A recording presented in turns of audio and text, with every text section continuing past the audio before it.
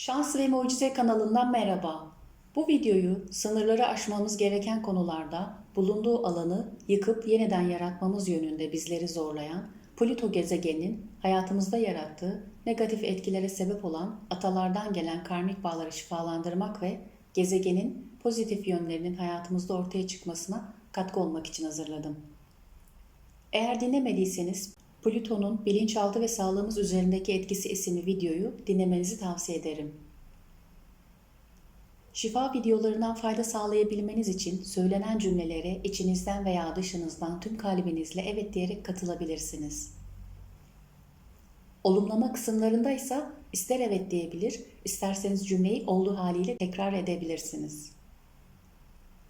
Hayatınızda olmasını dilediğiniz tüm gerçeklikler ortaya çıkana kadar her gün aynı saatte dinlemenizi tavsiye ederim.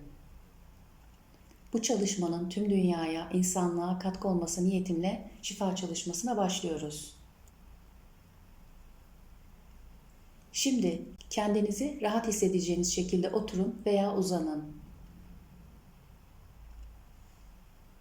Birkaç kez derin ve sessiz bir şekilde burundan nefes alıp verin.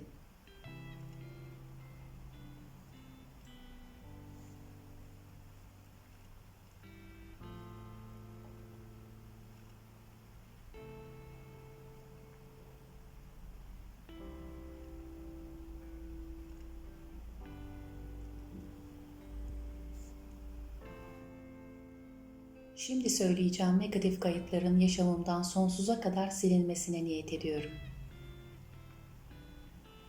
Tüm zaman, mekan, boyut, frekans, evren ve yaşamlarımda, ezelimdeki ve ebedimdeki tüm nesillerimdeki tüm atalarımla, başkalarına baskı yapan, yıkıcı ve üstünlük taslayan atamla aramda dolanıklık var mı?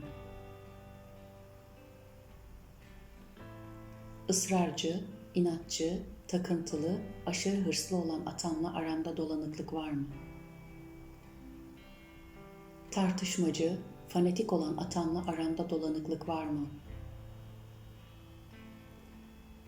Acımasız olan atamla aramda dolanıklık var mı? Yalnız olan atamla aramda dolanıklık var mı? Uzlaşmayan, haşin ve kaba davranan atamla aramda dolanıklık var mı? Kibirli, bencil davranan atamla aramda dolanıklık var mı? Cinsellikte aşırıya kaçan atamla aramda dolanıklık var mı? Kendini aşırı önemseyen, megaloman olan atamla aramda dolanıklık var mı? Şiddet yanlısı atamla aramda dolanıklık var mı? Diktatör, yok edici, tüketen davranışları olan atamla aramda dolanıklık var mı? Katleden, harap eden atamla aramda dolanıklık var mı? Hilekar olan atamla aramda dolanıklık var mı? Komplocu, yozlaşmış, suikastçı olan atamla aramda dolanıklık var mı? Güç delisi olan atamla aramda dolanıklık var mı? Kumarbaz olan atamla aramda dolanıklık var mı? Silahlı soygun yapan, suça meyilli olan atamla aramda dolanıklık var mı? Anne rahmine düştüğüm andan itibaren atalarımdan bana genler yoluyla karma olarak aktarılan, karakterim veya kaderim sandığım tüm olumsuz inançları, bakış açılarını ve yaratımları hemen şimdi iptal ediyorum. Birikmiş hayal kırıklıklarını, kin, kızgınlık, öfke, affedememe gibi duyguları tamamen serbest bırakıyorum. Annemi, babamı ve atalarımı oldukları gibi kabul ediyorum. Biliyorum ki bildiklerinin en iyisi buydu. Onlar da şartlarına göre inandıkları en doğruyu bana aktardılar. Onlardan bana geçen tüm düğümlerin bendeki etkilerini iptal ediyorum.